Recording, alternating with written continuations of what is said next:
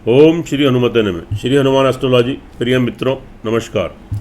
आज आपको जानकारी देंगे ग्रहराज सूर्य राशि परिवर्तन के बारे में। जी हाँ, सूर्य को ग्रहों का राजा कहते हैं, क्योंकि सूर्य ना हो तो सब कुछ अंधकार में हो जाए। और सूर्य का सीधा संबंध ये आत्मा का कारक है और सीधा संबंध इसका पिता से, यानी सूर्य पिता है, पूर्व दिशा का स्वामी है, अग्नि तत्व है, तासीर गर्म है। तो यहाँ पर जो सूर्य का राशि परिवर्तन है, यह अभी तक अपनी मित्र कन्या राशि में संचार कर रहे थे, लेकिन अब 17 अक्टूबर को दोपहर 1:12 पर यह अपनी नीच तुला राशि में प्रवेश करेंगे। और धनु राशि वाले जातकों के ऊपर इसका क्या शुभाशुभ प्रभाव घटित होगा, इसकी आपको जानकारी देंगे। अगर आपकी कुंडली में सूर्य की स्थिति शुभ है तो जातक सूर्य के समान चमकता है। जहाँ भी जाता है उसका यश, मान, सम्मान, कीर्ति, उसका पराक्रम हर जगह बढ़ता है, उसकी इंपॉर्टेंस, उसकी अहमियत बढ़ती है, तो उसकी चारों तरफ हवाई होती है। राज्य पक्ष यानी जो सरकारी जो नौकरियाँ, उनमें उच्च पदों की प्राप्ति, head of the department, name, fame, प्रसिद्धि, यह सब सूर्य से आपको प्राप्त होता है।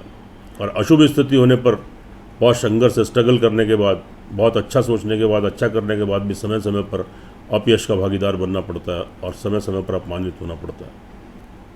और सूर्य का सीधा संबंध पिता से भी है। एक बात मित्रों मैं आपको बताता हूँ, बहुत ज़रूरी, इसको ध्यान से सुनिए। सूर्य चूंकि इसका संबंध पिता से और चंद्रमा का माता से, अगर आपकी जन्म कुंडली के अंदर सूर्य की स्थिति खराब भी है और पिता का दिल से आशीर्वाद आपके साथ है, आप उनकी सेवा करते हैं, उनका आशीर्वाद प्राप्त करते हैं, तो सूर्य की जो अशुभ स्थिति है वो शुभ स्थिति में बदल जाएगी।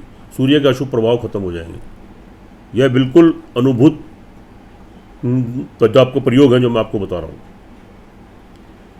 और अगर सूर्य आपकी कुंडली में बहुत अच्छी स्थिति में है और पिता का आशीर्वाद आपके साथ नहीं है, दिल से आशीर्वाद उनका नहीं है, तो आपका अच्छा सूर्य भी खराब हो जाता है।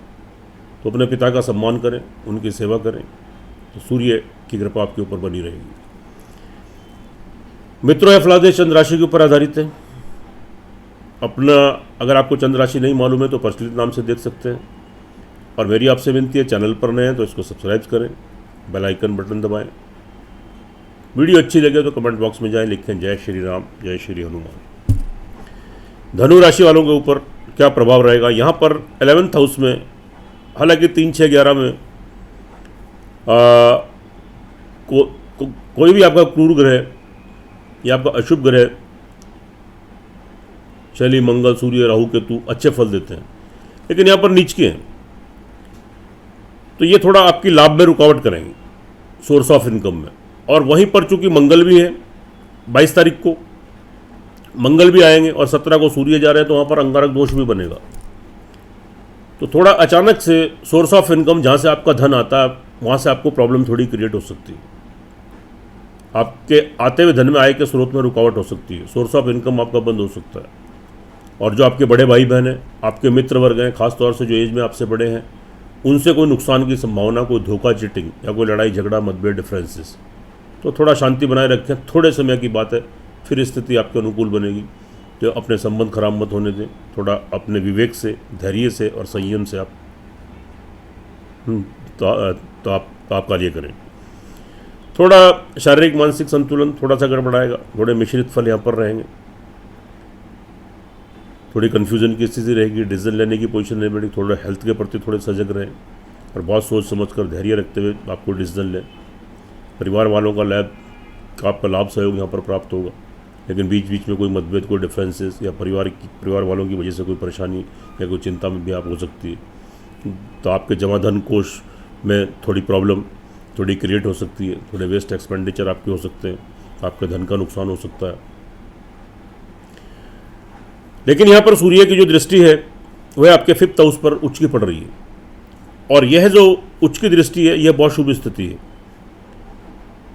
और ये अगर आपका संतान का, आपकी विद्या बुद्धि का है, तो आपकी संतान तरक्की उन्नति करेगी। अचानक से कोई गुड न्यूज़, कोई खुशखबरी आपको संतान की तरफ से देखने को मिलेगी, सुनने को मिलेगी।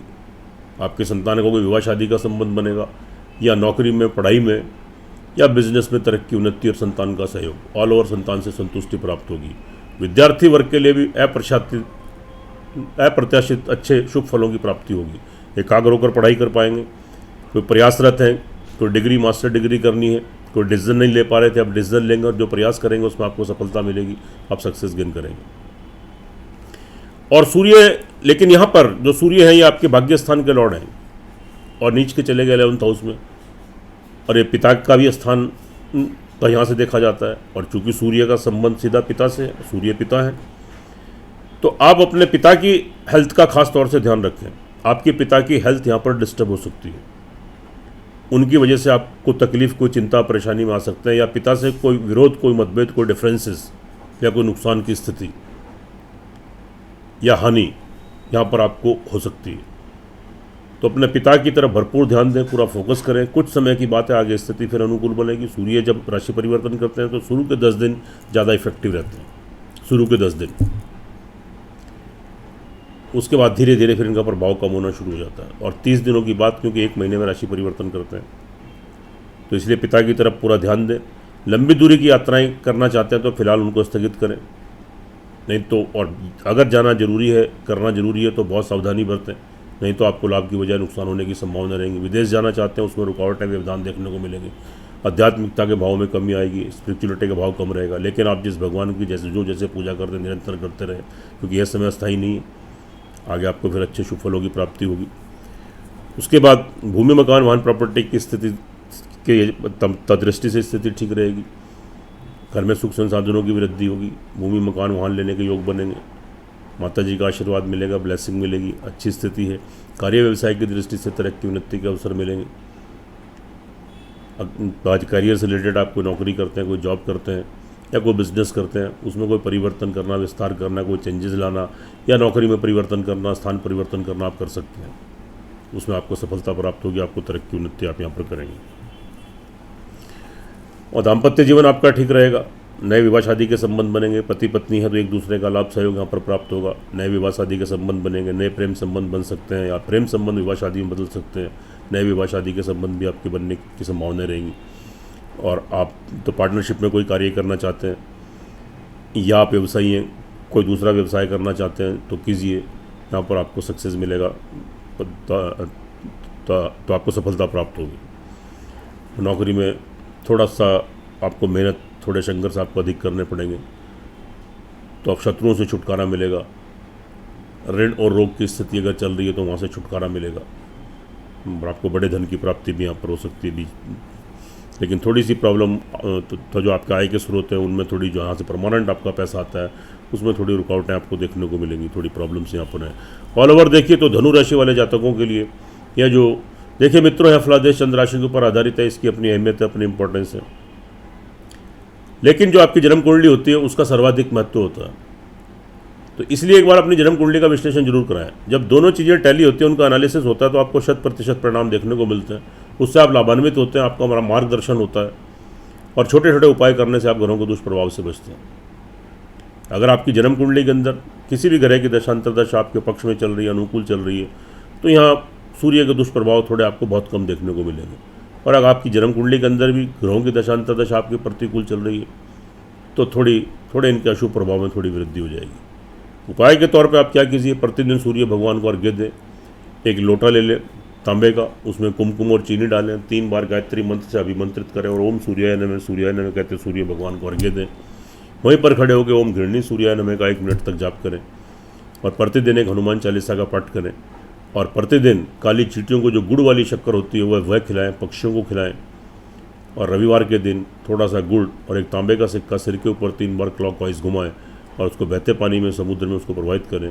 तो निश्चित रूप से आपको जो अशुभ फल यहाँ पर मिलने वाले हैं तो उनसे आपको मुक्ति मिलेगी।